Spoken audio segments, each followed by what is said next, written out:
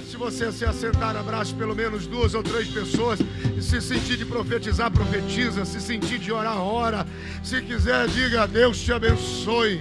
Diga: tem vitória de Deus para a sua vida. Tem vitória de Deus para a sua casa. Aleluia, aleluia, aleluia, aleluia, aleluia, aleluia, aleluia, aleluia, aleluia. Quantos podem dizer glória a Deus? Quantos podem dizer aleluia? Quantos podem aplaudir a Jesus com alegria? A Ele seja a glória para sempre. Graças a Deus. Você está feliz, irmão? Diga amém. Se é verdade, diga aleluia. Tem fogo de Deus aí?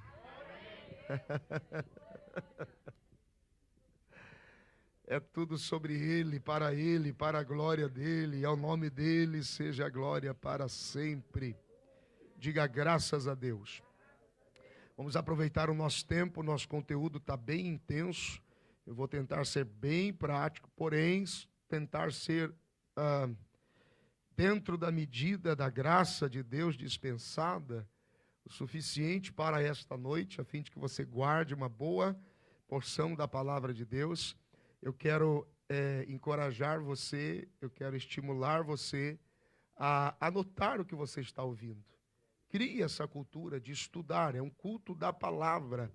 Não confie na sua mente, né? Mesmo que talvez você tenha aquela disciplina que é invejável, de retornar para casa, assistir de novo, anotar passo a passo, né? Eu sempre digo uma frase do pastor Gesiel Gomes: é melhor um X na Bíblia do que uma mente vazia. Isso era um curso que o pastor Gesiel Gomes estava ministrando, ninguém anotava nada, nada.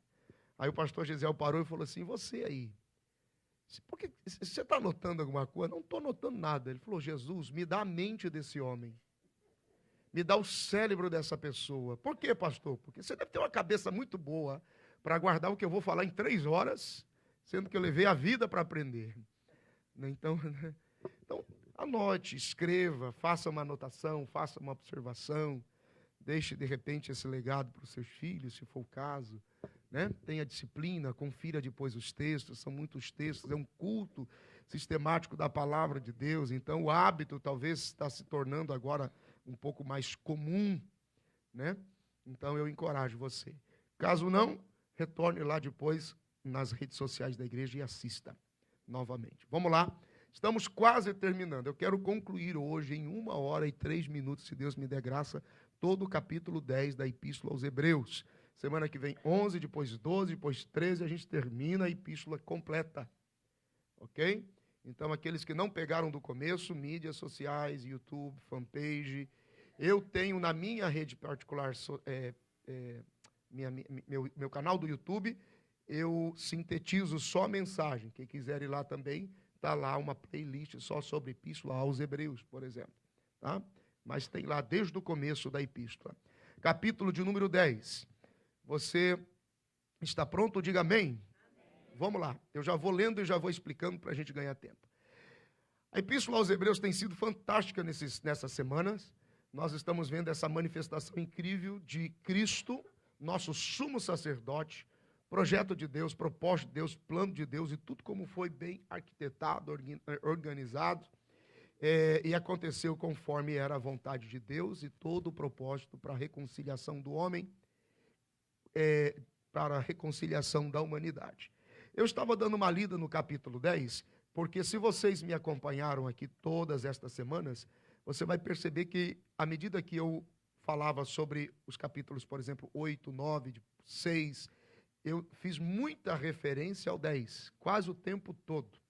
Mostrei também para você, profeticamente, o diálogo, quando Cristo, pelo Éden original, depois de vencer a espada que transpassou sua alma, ele se apresenta para remover o primeiro e estabelecer o segundo, que fala do poder do Evangelho e do seu sangue, que falaria mais alto que o sangue de Abel. Não é tirar um Adão e colocar outro.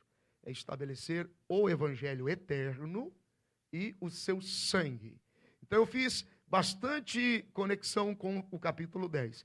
Então, me deu um pouquinho de trabalho para eu filtrar, não ser repetitivo e extrair algo relativamente novo, se comparado às citações que eu fiz anteriormente. Então, eu quero que você se dedique comigo, se empenhe aí. Vamos lá. Hebreus capítulo de número 10, versículo de número 1. Vamos aqui no versículo de número 1.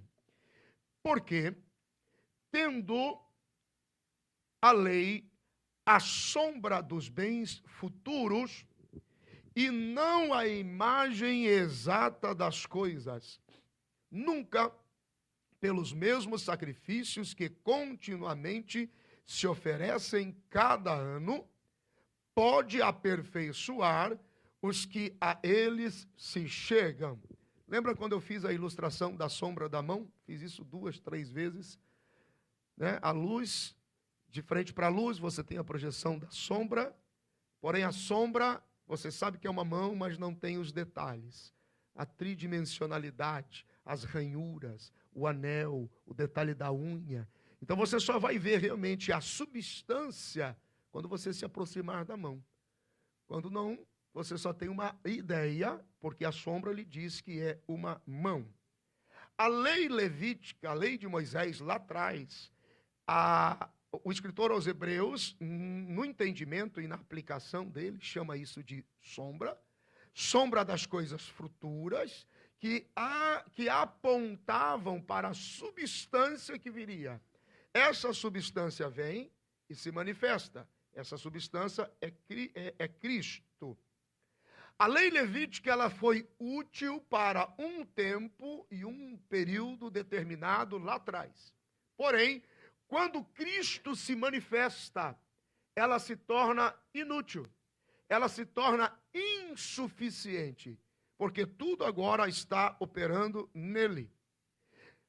Todo o propósito de Deus e toda a lei está consumada, cumprida, vivida, manifestada, revelada, experimentada, vivida nele, por ele, para a glória dele. Uma vez que Cristo se manifestou, fica agora estabelecido e comprovado a fraqueza, a inutilidade e a insuficiência de continuar apegado àquilo que só era sombra. Por isso que as pessoas que ficam gravitando entre lei levítica, lei mosaica, elementos de lei, misturando isso com graça, Novo Testamento, Nova Aliança, Evangelho eterno, a manifestação de Cristo, suficiência de Cristo, é um contrassenso, é um equívoco, é quase que um desrespeito a tudo aquilo que hoje é manifestado em graça por Cristo Jesus. E é um pouco da invocação de idolatria natural de cada pessoa, né? Principalmente, eu falo de novo, pego no pé, o pessoal fica nervoso, mas não estou nem aí. Principalmente os peregrinos de Jerusalém. Principalmente os peregrinos de Israel, que traz raminho, olhinho, pedrinha da Galileia, que traz torazinha, que traz talet, que traz, como é que é? Sal do Mar Morto, tal, essas coisas, vai benzendo a casa, só unge se for de Jerusalém, né? A criança está dormindo, põe um pedacinho de pedra da pedra da Galileia na testa da criança para tirar o soluço. Gente, para com essa confusão. Para com essa coisa sem pé nem cabeça. Deixa esse negócio para lá. Até o sábado nós já discutimos aqui sobre isso. Mas não adianta, é muita coisa para você chegar e dizer, gente, a gente se equivocou.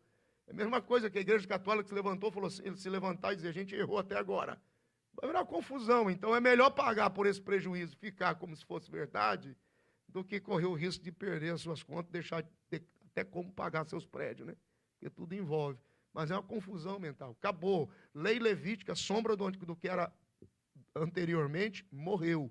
Acabou. Tudo está acontecendo em Cristo. Ele é a substância. Então, o texto de Hebreus 10:1 é claro, dizendo, tudo está nele, porque ele é o único que pode aperfeiçoar. Até que tudo bem, diga graças a Deus. Versículos 2, 3 e 4 de Hebreus capítulo 10. Vamos ajuntar aqui, versículos 2, 3 e 4. Doutra maneira, teriam deixado de se oferecer, porque, purificados uma vez os ministrantes, nunca mais teriam consciência de pecado. Se você gosta de sublinhar, No versículo 1, você tem que sublinhar lei da sombra dos bens futuros. No versículo 2 aqui, você tem que sublinhar consciência de pecado. Isso aqui é o momento determinante para você entender os versículos 2, 3 e 4. Vou falar de novo. Vou repetir o versículo. De outra maneira teriam deixado de se oferecer, porque purificados uma vez os ministrantes, nunca mais teriam consciência de pecado. Nesses sacrifícios, porém, cada ano se faz comemoração dos pecados, porque é impossível que o sangue dos touros e dos bodes tire os pecados. Veja que, ano a ano, o sumo sacerdote entrava na presença de Deus para oferecer sacrifício, para que pudesse expiar o pecado e o homem pudesse ser outra vez aceito por Deus. Porém, a consciência desse homem nunca ficava livre. A consciência desse homem nunca ficava limpa.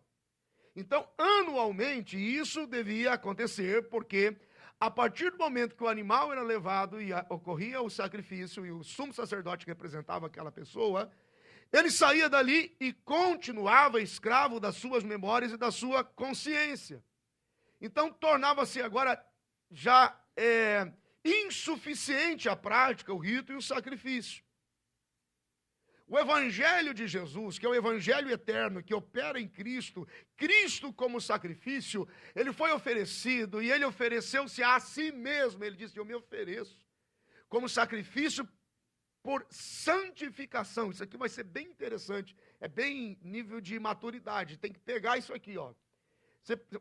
Você frequenta 50 anos na escola dominical, você não ouve isso. Escuta o que eu vou te falar. Cristo se tornou o sacrifício perfeito, capaz de limpar e purificar toda a consciência. Um sacrifício a tal ponto que nunca mais se necessitará repetir. Diferente da sombra levítica, mosaica lá do Antigo Testamento, que ano a ano o rito deveria ser cumprido.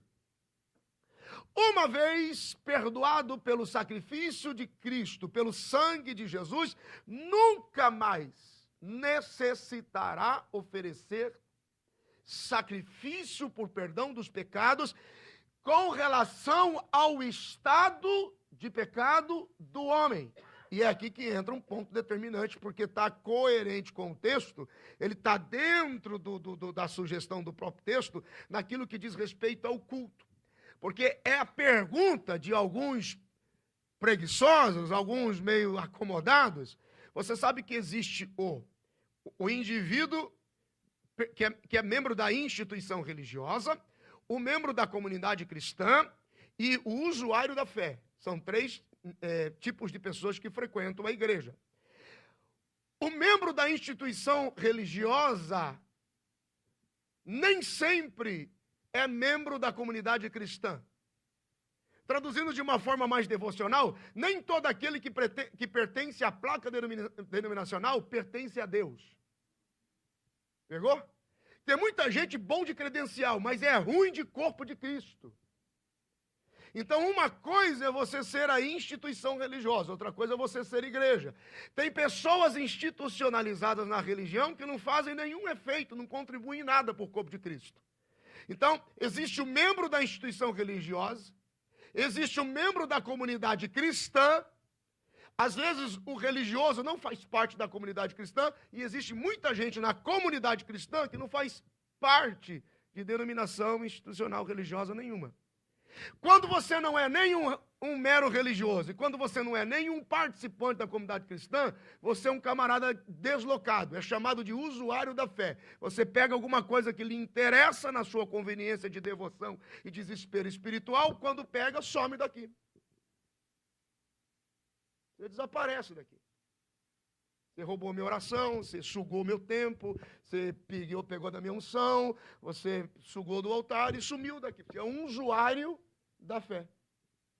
Percebe?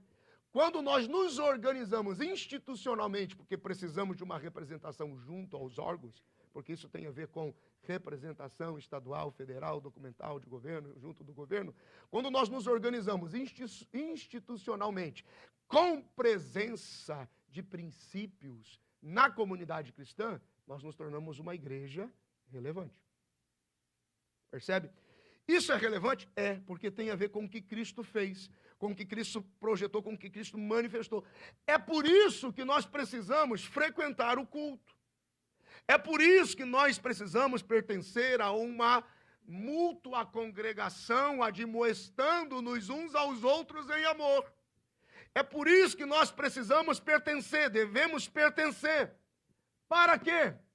Porque quando eu falo, e às vezes a gente está pregando no domingo e não é um culto de palavra, então eu digo assim, ele te perdoou uma vez só e é para sempre.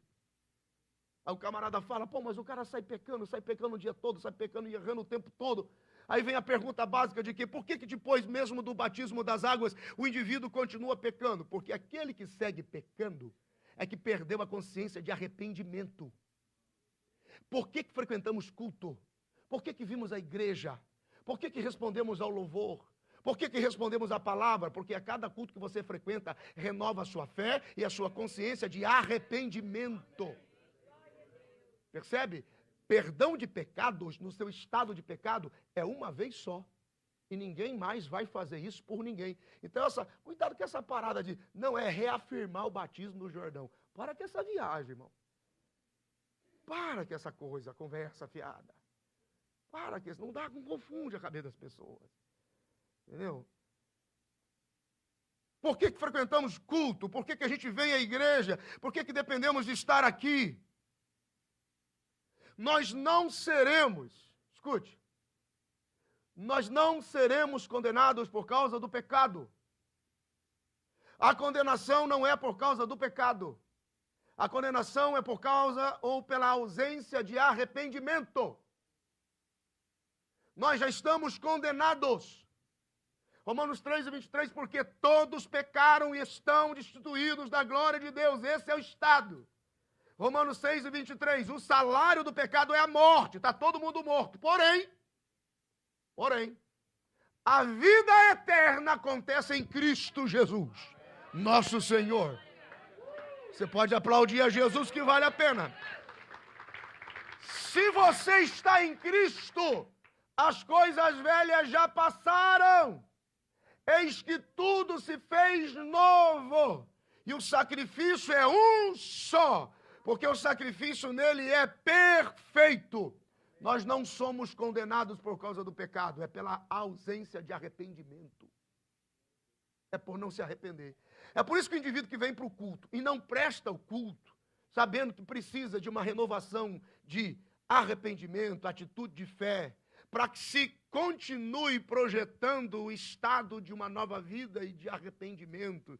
Então, quando você vem e entra de cabeça no culto, o louvor te toca, você chora, se entrega, aplaude, dobra o joelho, ora, lê a Bíblia, abraça os irmãos, vê as pessoas, libera o perdão. E aí você sai do culto dizendo, eu preciso ser uma pessoa melhor, as minhas atitudes têm que ser atitudes nobres, eu preciso ligar para essa pessoa e liberar ela da minha vida, eu preciso dizer para o meu sócio, irmão, vamos parar de brigar, que agora eu sou crente em Jesus, é diferente. Eu preciso olhar para minha esposa, para os meus filhos, eu preciso andar de cabeça erguida. Você está entendendo? Você vem para o culto, você passa uma semana estressada, aí você vem para o culto e é renovado em esperança pelo seu arrependimento e fé naquilo que ele fez por você. Você pode glorificar Jesus por isso? Pode aplaudir a Jesus, a ele seja a glória.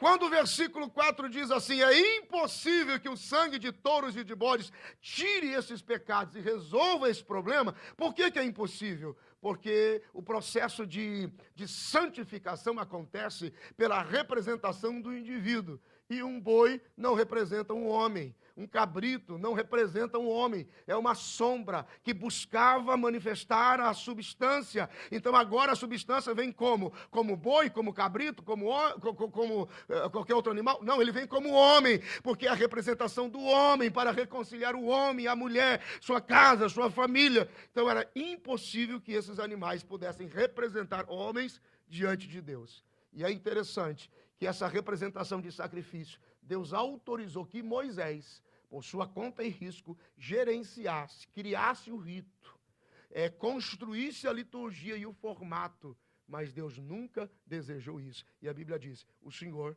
não queria isso. O Senhor queria que alguém, um homem, o Senhor queria que alguém se colocasse na brecha e fosse a substância. Versículo de número 5, por isso, entrando no mundo, olha só, sacrifício e oferta de animais e touros e bodes, o Senhor não quis. Então o Senhor me deu um corpo humano. Você entende como é sério quando você vem para cá prestar um culto? Isso que você traz, essa sua substância humana, que foi a forma que Ele tomou para te reconciliar com Deus. Aleluia!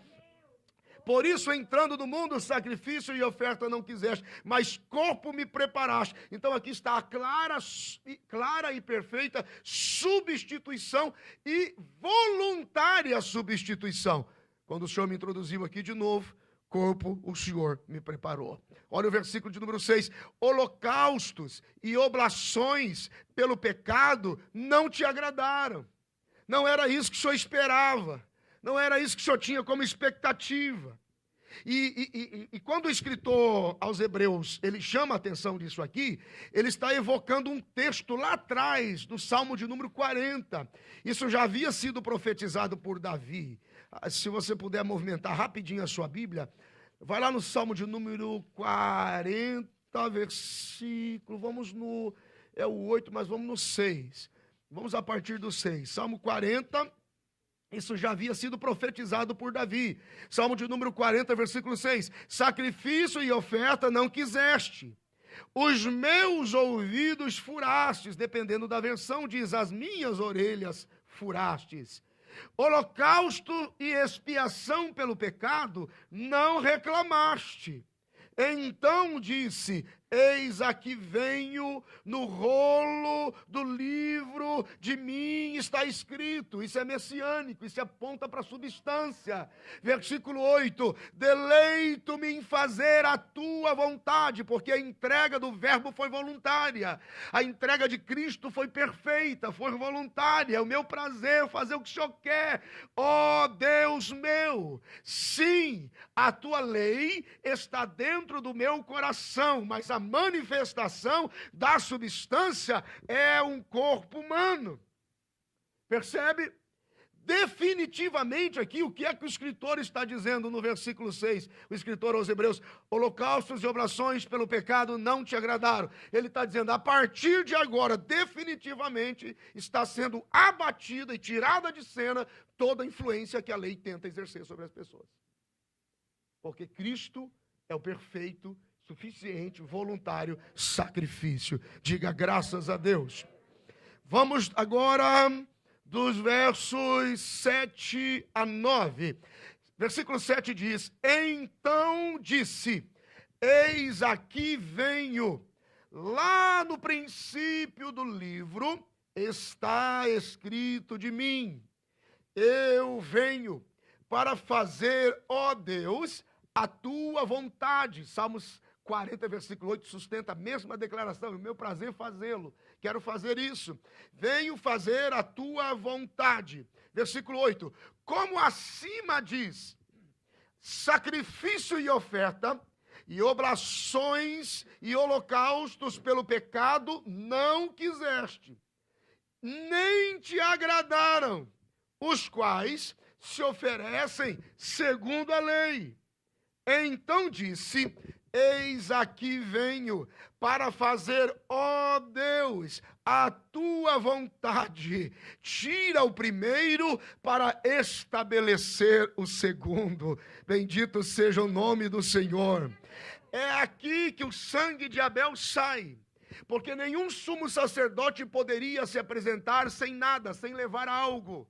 A representação das coisas visíveis em relação às invisíveis. Ele encara com a sua alma o tabernáculo celestial invisível. Ele passa pelo Éden original, rompe com a espada, a sua alma encara a espada, e ele vai à presença de Deus. A única taça que tinha lá era o sangue de Abel, que clamava lá do princípio. Ele diz, tira esse sangue porque o meu fala mais alto. E na eternidade diziam, o dele fala mais alto. Diga graças a Deus. Dos versículos 7 a 8, Cristo está sendo apresentado como sumo sacerdote da nova aliança. Ele é agora o sumo sacerdote de toda a esperança. Ele está dizendo, o meu sangue é único, o meu sangue é perfeito. Ele fala mais alto do que o sangue de Abel. E detalhe, eu estou me oferecendo voluntariamente para reconciliá-los contigo, meu Deus. Você pode glorificar a Jesus. E eu digo isto para que você se apaixone pela palavra, para que você se apaixone por Deus, para que você se apaixone por Jesus, para que você saiba o quanto Ele te amou, que o que Ele fez foi perfeito. Então, se alguma coisa na sua vida agora parece meio bagunçada, se alguma coisa na sua vida agora parece meio sem pé nem cabeça, lembre-se, Ele é Deus perfeito, Ele começa e termina, não vai terminar bagunçado, Ele vai colocar tudo no lugar. Quantos podem dizer glória a Deus? Ele é especialista em coisas perfeitas. Diga graças a Deus. Para aqueles que querem anotar, Cristo veio, dos versículos 7 a 9, Cristo veio primeiro, não só como profeta, para manifestar a vontade de Deus. Segundo, Cristo veio, não só como rei, para que pudesse sobre o povo ordenar e manifestar a vontade de Deus e suas leis. Terceiro, mas Cristo veio muito antes, como sacerdote, para satisfazer e cumprir toda a justiça de Deus, e ao seu nome seja a glória. Ele veio como profeta, veio, manifestou a vontade de Deus. Ele veio como rei, veio, estabeleceu as leis do seu reino e todo o organismo sobrenatural desse reino. Mas muito mais do que isso, ele veio como sacerdote para satisfazer e cumprir toda a justiça de Deus. Então, com essa verdade de Cristo, ele cumpriu a vontade de Deus em duas instâncias. Ele cumpre a vontade de Deus em duas instâncias. Primeiro, ele tira o sacerdócio antigo. Ele remove o sacerdócio antigo. Aonde Deus não tinha nenhum prazer nos ritos. Aonde Deus não tinha nenhum prazer nos elementos. Ele tira o sacerdócio antigo. Ele remove a maldição da aliança que estava sobre o povo, sobre a humanidade. E ele cancela a cédula de dívida que estava sendo mantida contra nós. Porque ele foi o mais excelente sacrifício. Ele remove o sacerdócio que não podia resolver. Ele remove, ele tira a maldição da aliança, das obras mortas, e ele remove, ele tira a dívida, ele cancela a dívida que era contra nós. Paulo escreve aos Colossenses no capítulo 2, no versículo 14, de uma forma brilhante, e ainda ele bota a banca, como diz o pessoal lá do sudoeste do Paraná, esnobei. Ele pega a cédula, apaga, arranca, cancela e ainda expõe todo mundo publicamente. Ninguém manda mais nessa gente. Eu paguei o pecado deles. Quantos podem aplaudir a Jesus? A Ele seja a glória para sempre. Duas instâncias. Primeiro, ele removeu o sacerdócio antigo. Segundo, ele estabeleceu um novo sacerdote. E esse sacerdote foi estabelecido pelo poder do sangue de Jesus, que fala mais alto do que o sangue de Abel. Esse sacerdócio em Cristo estabeleceu e manifestou o que agora a gente conhece de o Evangelho eterno. Diga comigo, o Evangelho eterno. Foi através desse sacerdócio que Cristo estabeleceu a graça de Deus. Graça que reconciliou o homem com Deus. Graça que trouxe de volta o homem para Deus. E agora o coração de Deus está cheio de alegria e satisfação. Porque aquilo que ele esperava aconteceu. Estava o homem outra vez reconciliado com Deus. Diga graças a Deus. Aí nós temos os versículos 10 e 11. Na qual vontade temos sido santificados pela oblação do corpo de Jesus Cristo, feita uma vez só. Sublinha ali se você quiser, ó, uma vez só.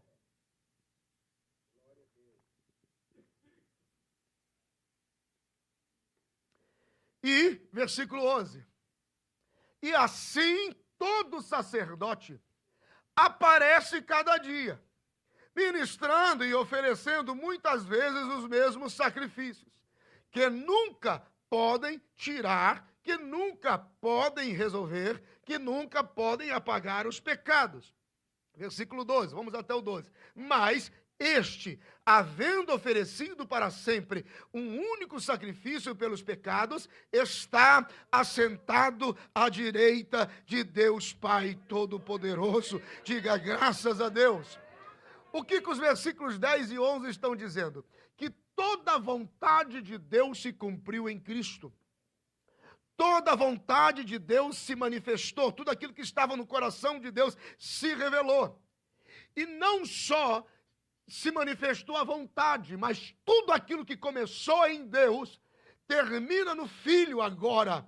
É o princípio e o fim, é o alfa e o ômega, é o verbo que sustentou tudo, e sem esse verbo nada do que foi feito poderia ter sido feito.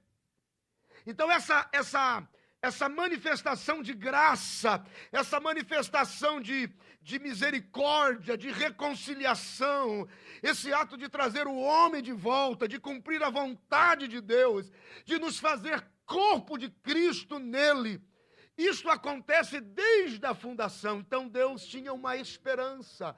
Deus tinha, no sentido, claro, estou tornando isso de uma forma bem humana, para que você compreenda que Deus tinha essa expectativa. Não no sentido de que Deus tinha a sensação de que alguma coisa de errado poderia acontecer e tudo ficar perdido. Não. Mas ele tinha essa expectativa de que se manifestaria todo o propósito da sua mente e do seu coração para reconciliar o homem com Deus. Diga graças a Deus. Já não havia mais necessidade de sacrifício anual, mas agora Cristo, como perfeito sacrifício, ele desfruta inteiramente da total e completa honra. Ou seja, ele se torna, isso que é fantástico, gente, preste atenção nisso. Quando eu falo, alguns também ficam nervosos, mas eu vou falar de novo para você ficar mais bravo. Eu não estou nem aí, vou falar. É o seguinte, tudo o que falaram de você sobre Deus, tudo que te falaram sobre Deus, baixo o manto da denominação, baixo o manto da tradição, baixo o manto do costume, baixo o manto da lei, tudo aquilo que te falaram sobre Deus, e você não consegue ver em Cristo, resista, questione, dependendo, nem ouça, porque agora em Cristo, pela excelência do seu sacrifício, pela perfeição e pelo êxito do seu sacrifício, ele desfruta da honra de ser o administrador da graça de Deus. Então não vem com esse negócio de que a lei diz que você tem que passar 200 anos em disciplina porque você está excluído do corpo, porque você não passa de um publicano e pecador. Tira esse negócio para lá. Se o Filho vos libertar, verdadeiramente sereis livres. Se você nascer de novo, nova criatura é. E ainda que você seja um filho pródigo que saia daqui e vai comer com porco, vai beber com porco, vai andar com o diabo e o Satanás lá fora. Quando você pisar o pé aqui dentro, ele diz assim: não quero saber onde você foi, porque você sempre será filho dentro desta casa. Olhe para Jesus. Ele é o administrador da graça de Deus. Ele tem a honra, é Ele quem diz, vai e não peque mais. É Ele quem diz, perdoados sejam os teus pecados. É Ele quem diz. É Ele quem diz. Não significa que eu estou dizendo para você que tudo que você aprendeu até aqui foi errado. Cada um fique no que conseguiu e aprendeu, foi capaz de saber. Então viva bem, mas não incomode a vida das pessoas que estão em processo. Talvez você é muito santo e está no nível 10, e tem gente que está no nível 2. Isso é coisa da nossa cabeça, porque para Deus está todo mundo no mesmo nível. Está todo mundo no mesmo barco, rapaz. Então pare de avaliar as coisas, de medir as pessoas, porque quem é o administrador da graça é Ele, a honra é dele. Rapaz, foi Ele quem morreu, foi Ele quem se entregou, foi Ele quem foi para a cruz, Ele sabe quanto custou. Alguém entendeu até aqui? Diga graças a Deus, bendito seja o nome do Senhor. Então, conversa furada. Tá bom? Diga glória a Deus. Jesus, guarda esse povo para eles não ficar tudo doido. Também não estou dizendo que quem está vivendo em tempo de graça tem que sair por aí batendo a cabeça e fazendo o que quer. A graça de Deus te levanta para uma novidade de vida, mas ela é mais confrontadora do que a própria lei. Então, quem nasceu de novo, tem uma nova consciência, não tem que ficar colocando em posição de nada. Ok? Agora, quando você tem renovo de consciência, arrependimento pela fé, tudo vai bem. Versículo 12, vamos dar uma adiantada? Vamos do 12 ao 18. Eu quero terminar esse capítulo hoje ainda. Vamos lá. Do 12 ao 18. Essa 1 hora aqui é fácil. Difícil foi as 6 horas que eu passei preparando isso aqui. Essa parte é mais fácil. Versículo 12. Mas este, havendo oferecido para sempre um único sacrifício pelos pecados, está sentado à destra de Deus. Daqui em diante, esperando até que os seus inimigos sejam postos por escabelo de seus pés. Veja que há uma coletividade. Seus inimigos, diga inimigos. Você quer sublinhar aí o plural? Sublinha. Inimigos, diga inimigos. Você achou que o inimigo de Jesus era só Satanás? Rapaz, tem muita gente ruim que dá trabalho para ele, irmão. Então fica tranquilo que você tem mais de 2 ou 3. Pastor, parece que o inferno está contra mim, parece que todo mundo da minha rua me odeia. É normal, é inimigos. É muita gente que te perturba a cabeça, entendeu? Então, no mundo tereis aflições, tendo de bom ânimo, eu venci o mundo, você também vai vencer. Fica tranquilo que eu também estou esperando os meus inimigos. Vamos lá, versículo 14. Porque com uma só oblação aperfeiçoou para sempre os que são santificados. Anote santificados, porque o conceito de santificação é diferente do que você imagina nessa prática sistemática. É por isso que o culto da palavra é diferente. Tá? Não estou nem teologizando para não ficar chato nem complexo, mas esse ponto é importante. Entenda aqui o que significa santificação, que é a substituição ou a representação. Então eu vou ler de novo. Versículo 14. Porque com uma só oblação aperfeiçoou para sempre os que são santificados. E também o Espírito Santo nolo testifica. Porque depois de haver dito, esta é a aliança que farei com eles, depois daqueles dias, diz o Senhor, porei as minhas leis em seus corações, e as escreverei em seus entendimentos. Acrescenta, e jamais me lembrarei de seus pecados e de suas iniquidades. Meu irmão, se Deus esquece pecado e iniquidade, porque o sacrifício é uma vez só, toda vez que você lembra das minhas fraquezas, que espírito opera em você mesmo? Satanás. Mas você lembra? O diabo usou você. Mas e você lembra? Usou você de novo. Mas eu me lembro, usou você de novo. Pergunta para Deus, ele diz assim, jamais. Jamais. É aqui que entra a curva teológica, eu não vou discutir aqui agora, sobre a estrutura presbiteriana de uma vez salvo, salvo para sempre. Porque Cristo nos reconcilia com Deus de tal forma que o passado, presente e futuro estão no absoluto controle de Deus. Então, se Deus sabe que eu vou pecar e errar amanhã, por que Ele não me avisa? Primeiro, pela soberania dele. Segundo, que Deus acredita que você vai ter uma crise de consciência tão segura em algum momento, que Ele prefere não saber que você é capaz de fazer essa burrada. Falou, não é possível que Ele vai olhar para o meu filho e vai fazer isso. Não, eu vou nem saber sobre isso. Ele vai ter uma crise de consciência e não vai praticar isso. Quando você pratica, que Ele olha para você para te condenar, Ele vê a pele de um animal inocente cobrindo você. A sua voz é insuportável, mas o sangue, o cheiro que te cobre é aceitável. Quem é que vai mudar isso, cara? É doido demais, irmão. Rapaz, nem com muita maconha se alcança um negócio desse. Os caras ficam para tentar pegar uma parada. Não dá, tá vendo? Isso aqui que é viagem, ó. Viagem. Nada dessa parada sem noção aí. Jamais me lembrarei dos seus pecados e de suas iniquidades. Ora, onde há remissão destes pecados, não há mais oblação pelo pecado. Está resolvido pelo sangue de Jesus. Diga graças a Deus. Havia uma ira estabelecida, porque o homem estava separado de Deus. Então, para trazer esse homem de volta, o homem precisava passar por um processo de santificação. Diga comigo, santificação. Como que esse processo de santificação acontecia? O sangue, sombra, Levítico primeiro, ambiente levítico. O sangue de um animal era levado à presença de Deus e aquele sangue se tornava substitutivo ou substituto da pessoa. Então a pessoa não tinha que ir necessariamente à presença de Deus. Levava um sangue que a representava, que se tornava sacrifício e oferta, para que pudesse então ser aceito por Deus. O sangue, uma vez tomado pela representação de indivíduo, era depositado no propiciatório para que pudesse ser garantido que aquele indivíduo... Eu tenho medo de vocês não pegar, tem que pegar. O sangue era levado para o propiciatório para que se garantisse o direito daquele indivíduo continuar vivendo sobre o mundo, sobre a terra.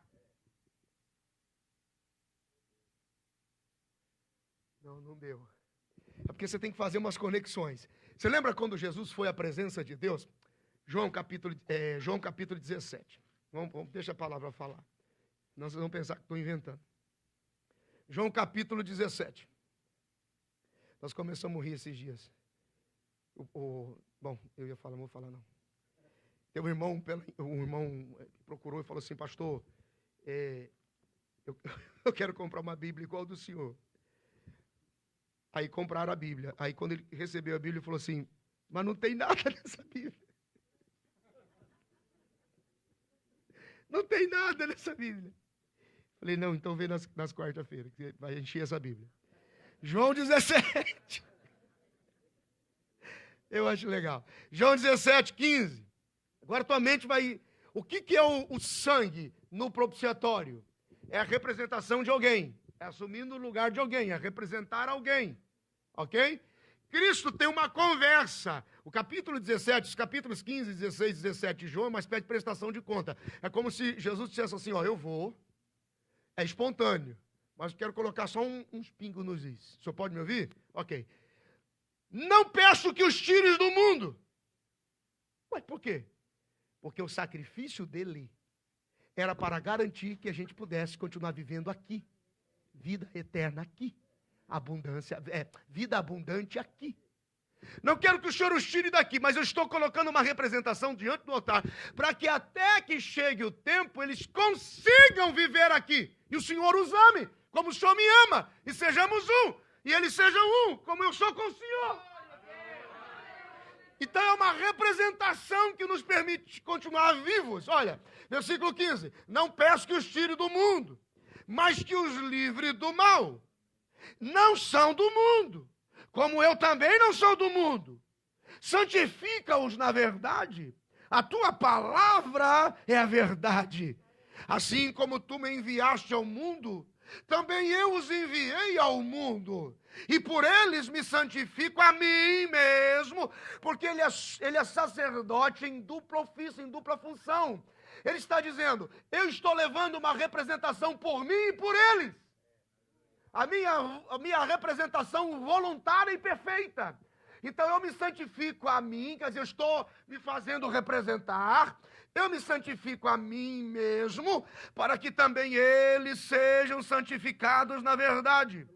Eu não rogo somente por estes. É por isso que eu quero que o Senhor segure-os aqui um pouquinho. Porque tem muita gente que está vindo. Eu rogo por aqueles que por tua palavra um dia hão de crer em mim. Para que um dia todos sejam um, como tu, ó Pai, és em mim e eu em ti, para que também eles sejam um em nós, para que o mundo veja que o Senhor me enviou e que esse negócio funciona. Ah, meu Deus, alguma coisa. Aleluia. Por que é que esta santificação representativa em Cristo é necessária? Por causa do nosso testemunho. Nós precisamos viver nessa terra com testemunho. Por que que precisamos do testemunho? Para influenciar gente, ganhar almas, gerar pessoas para Deus, para fazer discípulos para Ele. É por isso Ele está dizendo: eu vou oferecer um sacrifício para que eles se tornem um comigo e eles permaneçam nessa terra e todas as pessoas que vão vir sejam influenciados por eles. Qual é, pelo amor de Deus, qual é o sinal de que você está efetivamente no processo de santificação? É a capacidade que você tem de chegar para alguém e dizer: vou orar por você agora, e a mão de Deus vai tocar a sua vida. Eu estou indo aí na sua casa e vou abençoar a sua família. Eu me lembrei de você esta manhã e Deus me mandou orar por você. Oh, meu Deus! Aleluia, aleluia, aleluia, aleluia. Esse processo de santificação nos dá a manifestação do testemunho. Influenciamos as pessoas, ganhamos almas, geramos discípulos para Deus. Nos dá o direito de permanecermos vivos numa terra imunda. E ainda que imunda, temos acesso a Deus pelo novo e vivo caminho que Ele nos consagrou. E mais do que isso, o sangue perfeito de Cristo diante de Deus, que fala melhor do que o sangue de Abel e produz em nós santificação, é que nos dá direito à herança. Não é possível que a gente venha para a igreja só pensando em problema. O dia que você começar a pensar nas coisas de cima, no sacrifício, no sangue, na graça, no favor imerecido, na santificação, na capacidade de manifestação de quem Ele é, a herança vai começar a se manifestar através da sua vida. Oh, meu Deus. Espera um pouquinho, você não entendeu. Atos dos Apóstolos, capítulo 20, versículo 32. Pega aí comigo. Atos dos Apóstolos, capítulo 20, versículo 32. Agora, pois, irmãos, encomendo-vos a Deus e a palavra da sua graça, a Ele que é poderoso para vos edificar na herança entre todos os santificados. Diga graças a Deus, bendito seja o nome do Senhor, a Ele seja a glória para sempre. O sangue de Jesus nos dá representação diante de Deus e por isso podemos ser aceitos por Ele. Animais não faziam isso. Cristo se tornou, através do seu sangue, esse depósito de reconciliação. É por isso, volto a dizer, que enquanto tem gente que escreve umas coisas bonitas lá no store da igreja, escreve essa frase lá, alguém depois, Alexandre, alguém que gosta de escrever, escreve lá: a santificação é a representação do sangue de Jesus, que nos dá direito de continuarmos vivos e servindo a Deus em um mundo completamente cheio de pecado. Olha que coisa impressionante. Bendito seja o nome do Senhor. Você acredita nisso? Diga graças a Deus. Aleluia. Vamos avançar um pouquinho mais. Por que a necessidade dessa representação? Vocês se lembram que numa das ministrações, não sei se foi semana passada ou retrasada, porque já não lembro mais, quando uma pessoa queria se santificar, ela oferecia um sacrifício, uma oferta de sacrifício, e o processo de se tornar limpa, de se tornar consagrada, de se tornar lavada, era aquele sangue que era levado, e o sumo sacerdote levava à presença de Deus. Era uma oferta representativa, diga oferta representativa. Por que isso? Por que ele chama a atenção dizendo: o senhor não quer mais ouro, o senhor não quer mais prata, o senhor não quer mais nenhum outro elemento que pague por nada? Porque havia uma tabela de santificação. Havia um preço que você precisava pagar para se santificar. preço que Cristo se tornou único uma vez só por nós. Então, só a título de informação para você entender, Levíticos capítulo 27. Pega a sua Bíblia lá um pouquinho. Olha que coisa curiosa. Se você nunca leu isso, registra isso aí. Por que há essa discussão sobre ouro, prata, animais, valores, pedras preciosas? Porque as pessoas tinham um valor para a santificação. Então, assim, você está com um filho rebelde, meio atribulado dentro de casa, você não precisava ir lá pedir perdão. Você mandava uma quantia para o sacerdote que representava o menino. Só que você chegava em casa e percebia que depois que chegava lá o processo do sacrifício e da oferta, o menino continuava com a consciência perturbada. Então, não valia mais a pena. Mas era o cumprimento de ritos, e ele vem para cumprir esses ritos e tornar-se perfeito no sacrifício. Tem alguém aí? Levíticos 27, versículo 2. Fala aos filhos de Israel e diz-lhes: quando alguém fizer particular voto, segundo a tua avaliação, serão as pessoas ao Senhor. Prestou atenção? Lembra quando eu digo para você que a oferta te representa? Então, tem algumas pessoas aqui que se dão um valor, ó. A oferta te representa, sempre. Porque toda expressão de culto diz quem você é. Ah, come on, pode... disfarça, mano. Dá um glória para ninguém notar. Eita, que não é comigo, pai. Ah! Entendeu? Porque a oferta, quer dizer, prestação de culto, adoração, ofertou financeiramente, adoração, liturgicamente, você vê, toda a sua lhe representa. Só que agora é você quem vem, porque o véu se rasgou e o tempo de hipocrisia acabou. Por isso que essa parada de ficar de longe aí, dizendo, vai lá por mim, ora por mim, ou vai meio que virtualmente. Virtualmente não é culto, é informação. Pode ficar bravo quanto quiser. Pode ficar. Eu entendo a deficiência, a dificuldade, às vezes, quanta gente querida que me assiste, que nos assiste, nesses anos todos aí, mas, então, você que nos ouve, recebe a palavra com carinho.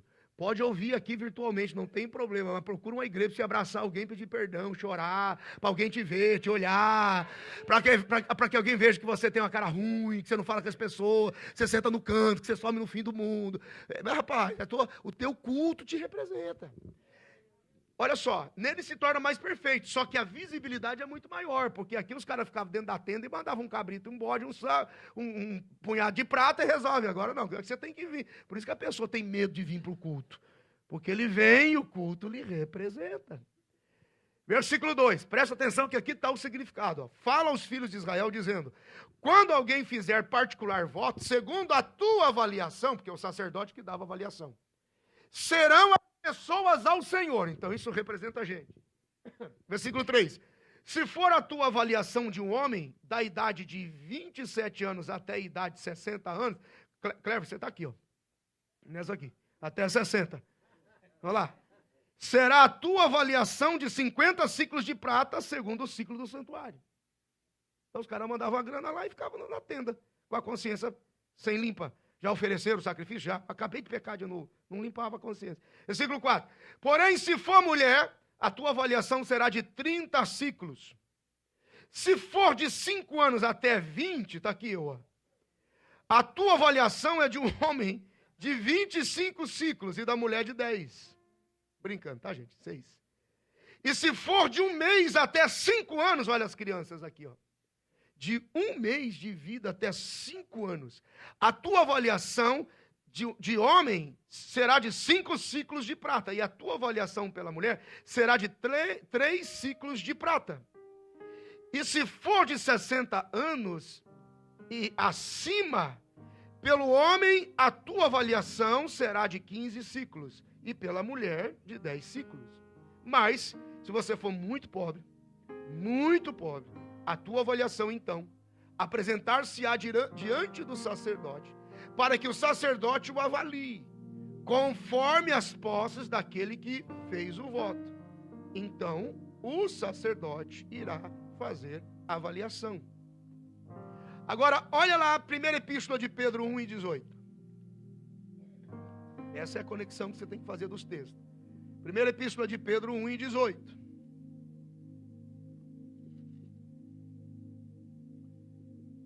Diz assim: sabendo que não foi com coisas corruptíveis, como prata ou ouro, que fostes resgatados da vossa vã maneira de viver, como recebeste por tradição dos vossos pais, mas com o precioso sangue de Cristo, como de um cordeiro imaculado e incontaminado, o qual, na verdade, em outro tempo foi conhecido, sombra, ainda antes da fundação do mundo, morto na mente e na presciência de Deus. Por isso que está tudo no absoluto controle dele, mas manifestado nestes últimos tempos por amor de vós. Vamos continuar. E por ele credes em Deus, que o ressuscitou dentre os mortos e lhe deu glória, para que a vossa fé e esperança estivessem em Deus, purificando as vossas almas pelo Espírito na obediência à verdade, por amor fraternal, não fingido. Amai-vos ardentemente. Aonde vai parar a santificação? Uns aos outros com um coração puro, sendo de novo gerados, não mais semente corruptível, mas da incorruptível, pela palavra de Deus, viva e que permanece para sempre. Quantos podem glorificar ao Senhor por esta palavra? Diga graças a Deus. É fantástico, rapaz. Diga, eu amo a tua palavra, Senhor. Aleluia.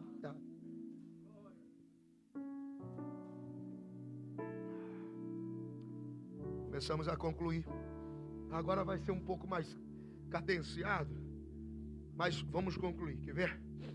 Hebreus capítulo 10, versículo 19. Vamos lá. Aleluia. Versículo 19 diz: tendo, pois, irmãos, se você me acompanhou, vai dar na sua mente agora.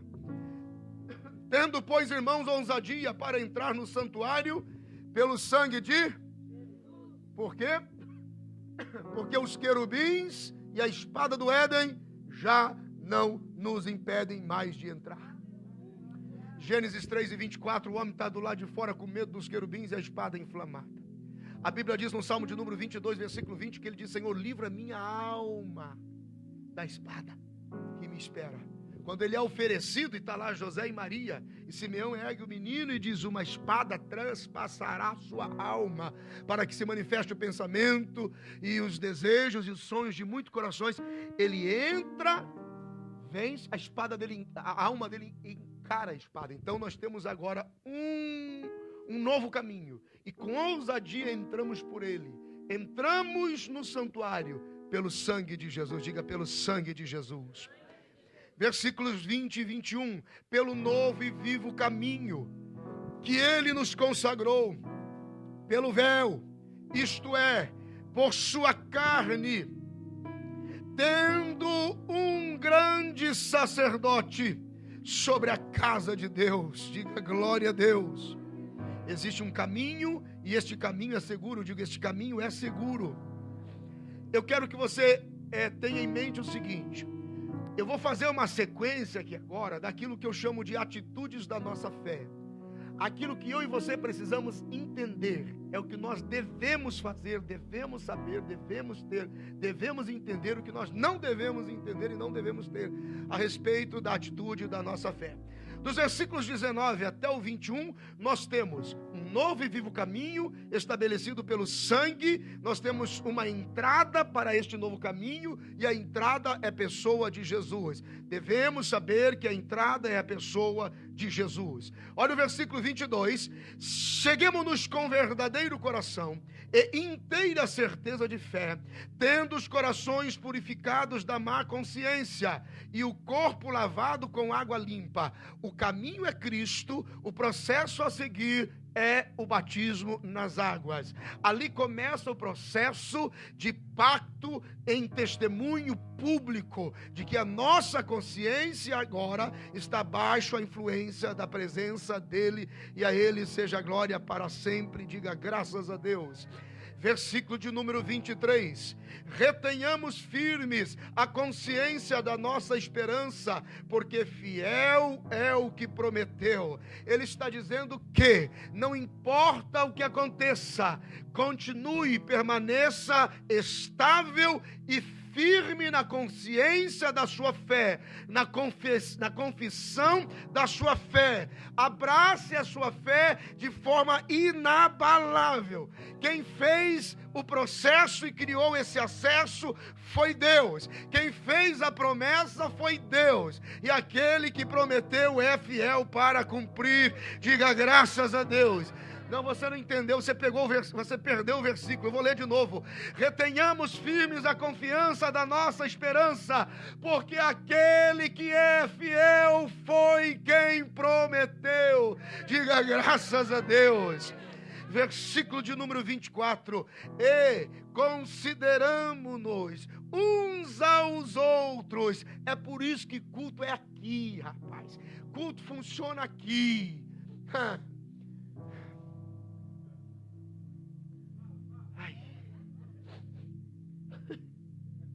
Quando você quer ganhar o coração de alguém, o que você tem que fazer para ganhar o coração dessa pessoa?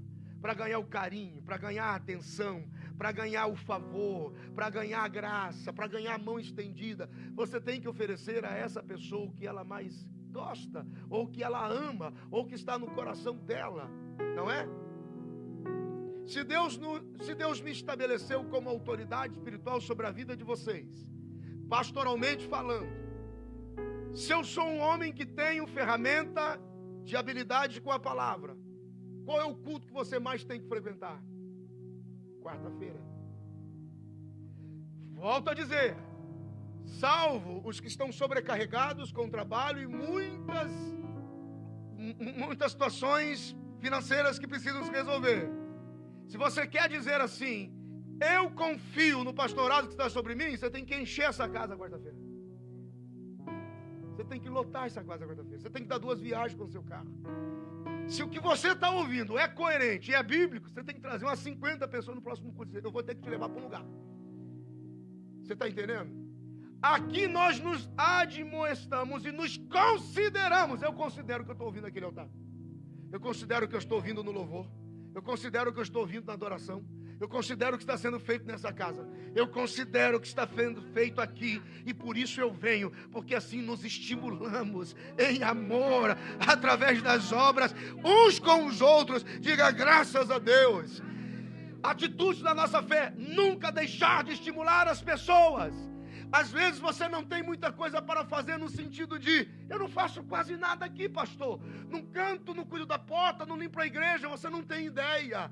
Cada vez que você entra aqui, você não sabe, mas alguém olha para você e diz, olha, ele está vindo, olha, ela não desistiu, olha, ele não parou, olha, ele está de pé, olha, ele continua, olha, ela veio. Você não sabe, tem gente que só vem porque ele sabe da tua luta, está admirado, por que você não para? Por que você não desiste? Diga glória a Deus por isso. Aleluia. Admoestando-nos, considerando-nos uns aos outros, não deixando a nossa mútua congregação, mas, como é costume de alguns que se ausentam, ou seja, perdem o prazer de estar junto para se estimular em amor. Se estar junto para se estimular. Antigamente batia um desespero. É porque a gente tem muita congregação. Então se eu deixei uma congregação, é porque eu dizia da congregação, essa congregação não é um lugar específico, aquela congregação. É você não perder esse ambiente de igreja. Porque se for para você sair daqui e visitar um outro ministério, e você não sabe se comportar lá, fica quietinho aqui dentro para não dar vergonha lá não. Fica aqui porque se você for para uma outra igreja, faça parte da congregação do corpo de Cristo que está lá, da igreja que está lá, cante com eles, celebre com eles, aplauda com eles, adore com eles, ame aquele lugar. Não importa onde você estiver, construa o ambiente da congregação, construa em amor, construa em consideração. Quanto mais vedes que vai se aproximando aquele dia, a Bíblia diz no Evangelho de Mateus, no capítulo 18, no versículo 20, que aonde houver 2 ou 3, cara, pelo amor de Deus, me deixa sozinho aqui não, tudo funciona quando você vem. Fica melhor melhor quando você vem. Se 2 ou 3 pode, imagina 20, 50, 60, a casa cheia. O que é que não vira? Isso aqui não me deixa. Onde estiver 2 ou 3, eu estarei no meio deles, diz a palavra de Deus. A Bíblia diz no Evangelho de João, capítulo 20, versículo 19: e chegada a tarde daquele dia, estavam todos atribulados e aflitos, temendo a fúria dos judeus contra eles. E aí eles entram na casa, fecham as portas e começam a dizer: cadê Jesus, cadê Jesus, cadê Jesus? E Jesus diz: me chamou, chamou. E falando sobre ele, ainda que atribulados, entrou pela casa e diz: paz seja convosco. Quando a gente vem, ainda que seja debaixo de luta, ele entra na casa, ele visita a casa, ele está com a gente. Alguém diga alguma coisa aí. Aleluia. Não deixe de congregar, não deixe de estar. Diga graças a Deus. Fiquemos de pé e eu não consegui terminar.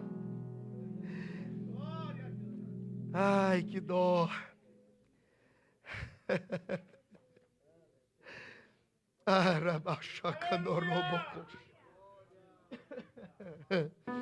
Aleluia.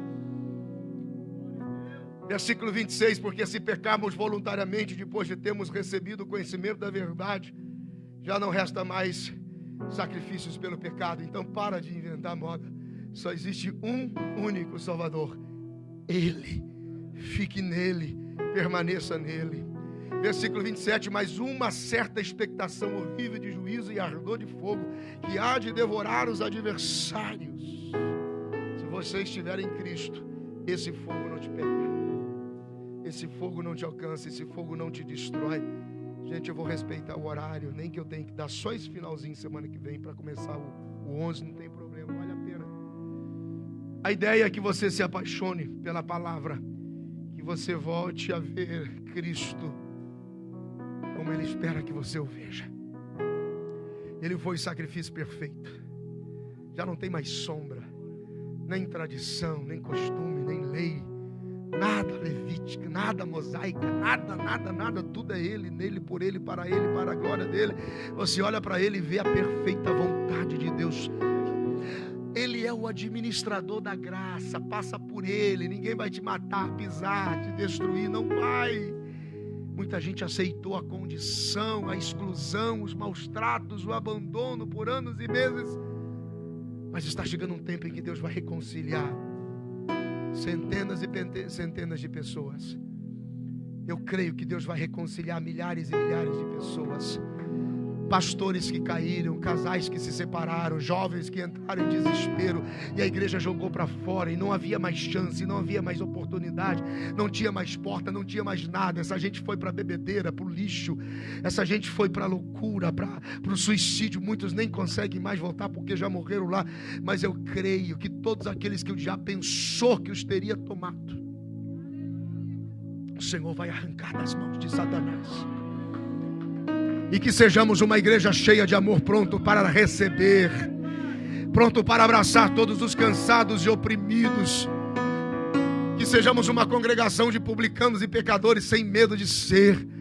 E que todos encontrem aqui paz e descanso para as suas almas. Levante as duas mãos lá em cima, feche os teus olhos. Eu quero que você use as palavras daquilo que você ouviu. Pegue a mensagem, pegue a reflexão.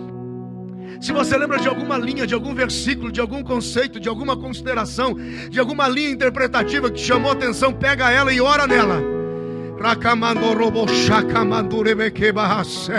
Diga: o sangue de Jesus me purifica de todo pecado. Se quiser, diga, não há mais acusação contra os escolhidos de Deus. Diga: tu és o meu sacrifício perfeito, tu és o meu substituto. O Senhor fez tudo isso por amor. Tu foste voluntário por mim, o Senhor se colocou por mim. Já não tem mais espada inflamada, eu tenho acesso por um novo e vivo caminho. O sangue de Jesus fala mais alto, fala mais alto. Se você quiser Aleluia. Diga, Senhor, obrigado por esta congregação. Obrigado por este tempo de palavra e avivamento. Obrigado, Senhor, por este tempo de esclarecimento e entendimento. Obrigado pelo tempo de revelação que o Senhor está envolvendo as nossas almas. Enquanto você está orando aqui, eu profetizo: a glória de Deus vai entrando para dentro da sua casa agora. A glória de Deus vai tomando a sua casa agora. A glória de Deus vai tomando a sua casa agora. A glória de Deus vai alcançando os seus filhos. A glória de Deus vai alcançando a tua empresa agora, o teu casamento, a tua família. O sacrifício dele é perfeito. Resta um repouso para os escolhidos de Deus. Aleluia. E em breve ele vem e nos leva, e estaremos para sempre com ele. Pai, eu te dou graças por tua palavra. Obrigado por este tempo junto da tua palavra. Obrigado por todos os que vieram. Obrigado por todos os que chegaram. Escondemos a tua palavra, Deus, esta noite no nosso coração, para não pecarmos contra ti. Por isso te adoramos no nome de Jesus. Diga graças a Deus. Quantos podem aplaudir a Jesus? Antes de você tomar o seu assento,